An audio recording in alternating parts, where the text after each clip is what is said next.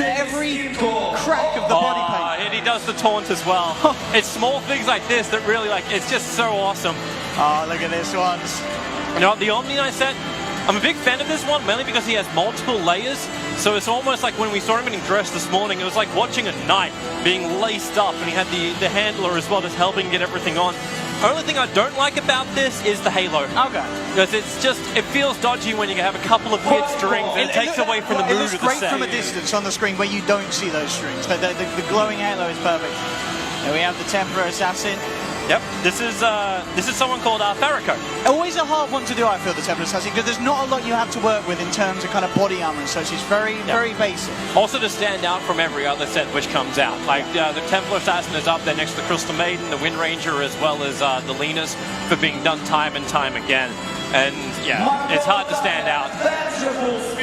Alright, so this is the VS. The set looks nice. The only thing is kind of like, I feel this set actually kind of hurts you a little bit. The body armor as well as like the corset part.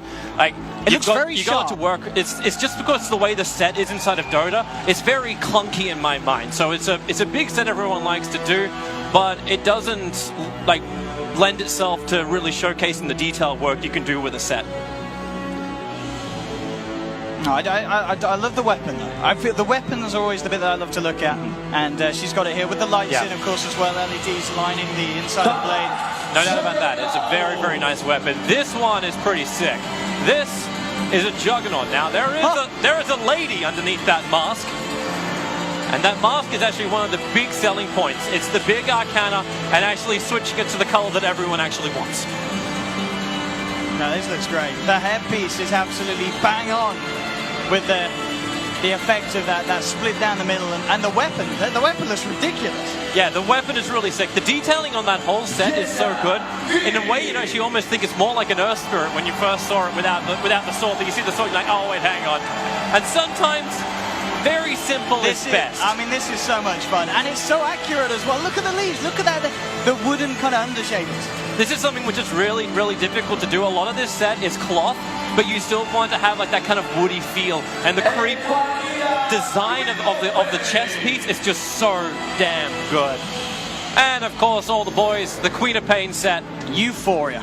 She upgraded her wings since the last time. We actually had this Queen of Pain up here before. There's also been a lot more focus when it comes to body paint and contouring, and this Queen of Pain's gone all out for that. And it's so accurate to the set as well. You know, you notice it with some of these cosplays, you know, bang in your head, that's the set that they're going for. With the chains on the wings and the gems. Very nicely done.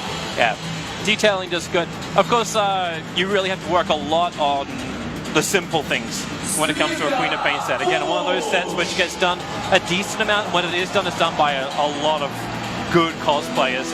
And now we have the Pudge. Oh, now, this is great. I was told by one of the Queen of Pains from last year that this Pudge should be, in her mind, one of the big winners.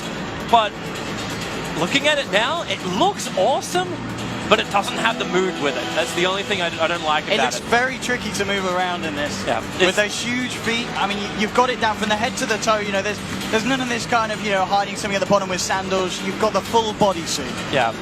It looks nice. I don't know, I just look at these bigger sets and I'm like, okay, make sure you still get the details right. And it's difficult with a Pudge because you have such a huge bodysuit, and it's hard to get rotting flesh done well in a cosplay. Oh, look, here we go. Now this one is brilliant. Look at those headpieces. The masks are absolutely bang on. You've got the bodysuit on the back. You've got Squeezewell in the barrel. Nothing has been left out of this Techies cosplay. The full set. It's always fun seeing Techies cosplays. To be honest, I'm actually surprised. It's one of the sets where you get stuck using a lot of body paint, but they have body suits instead. They've gone proper out. It's a slight change up with the way you do it. It's a little bit easier to get into. Techies is more of a pain in the back when you try and take it to events, because you're going to wheel that card around absolutely everywhere. And this ain't no empty card. They've got it down. They've got the cannonballs in there. But it really is. It's a very high. Once again here at Epicenter, Russia being an amazing place for cosplay. So the ones we didn't get to talk about when they came out was the Doombringer. I think we've got them coming up. Yeah, we'll see them now. They're all gonna leave, but they had some on the side as well. But the Doombringer was definitely a huge one for me. I love the set. It's actually from one of the old MLG tournaments. and I actually used that one myself in the game just because I think it looks so wonderful with the lighting. And she actually did a really fantastic job. That's Katie Cosplay who actually did that one. There was a Legion Commander as well, done by Mighty Raccoon. Yeah, lighting is so good, especially when you're detailed. Actually, I actually don't like the Templar Assassin one even more now. I see the 3 rings inside of it. That's not so good. We got your the Drow. The Drow Ranger. Hero very difficult to please me. This Doom has got to be a top 3. Look at that headpiece. That is. We missed that one coming on, but that's it's kind of funny because the with the Doom, you can actually see a hair coming out of the back of it. So I'm not certain how I feel about that, because normally you tie that up together so you don't have it. Because obviously Doom is not going to say, "Hey, look at my wonderful brunette locks." No. That doesn't really happen as much. So yeah, I like the cosplay. Yeah, great little snippet into it. It's always fantastic looking at Russian cosplay, because Russian cosplay is just on a high level. I put it next to both Korea as well as Manila when it comes to cosplay. Hopefully America and Europe can step up to the plate as well, especially coming up to the TI one. There by and I'm hoping it wasn't just a parade. I'm hoping we actually get winners displayed out of this, because there is prizes. And there's money on the line, I believe. I can't remember the exact amounts, but definitely thousands of US dollars, obviously in rubles. But as we saw there, it's going to be hard for the judges to pick from, I believe. But I'm told we're going to a break, so hopefully we'll come back with the winners of the cosplay competition, either that or the grand final with the panel. At the moment, are they bringing out the top so many? I believe. I would love if production could tell us in our ears exactly what they're doing. If it was third, production probably don't know. Okay. We don't know what's going on, but it's okay. There's the Doom. We didn't have a I'm judging by this the fact that going down. The 2 ones that are already on stage are number 3 and number 2, and now we are waiting for the winner. Okay. So there we go. So it is 3, 2, 1. So Purge Techies is 1. Pudge in third, Doom in second, and here is your winner of the Epicenter GG Cosplay 2017. I love the Techies. I think it looks great. Look at those faces. They've got the cigarette, the cigar, the bazooka.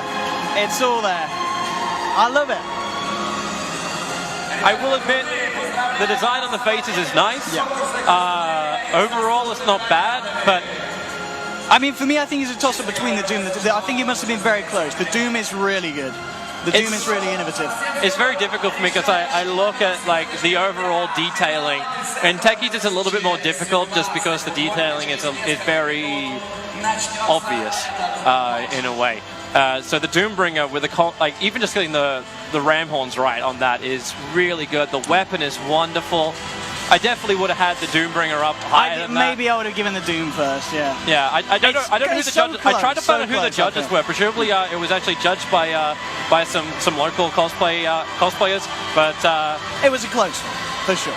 Yeah, I don't know if that would have been my picks. I'm very brutally honest when it comes to cosplay. People should be aware of this. So I don't know if I agree with it, but that is the finalist. So Techies 1, Doom 2, and a Pudge is 3. Thanks for watching the cosplay competition. Shame we didn't make it for the beginning, but hey, who knows? Hey, we should make it in time for the grand final. That's coming up next. Hopefully.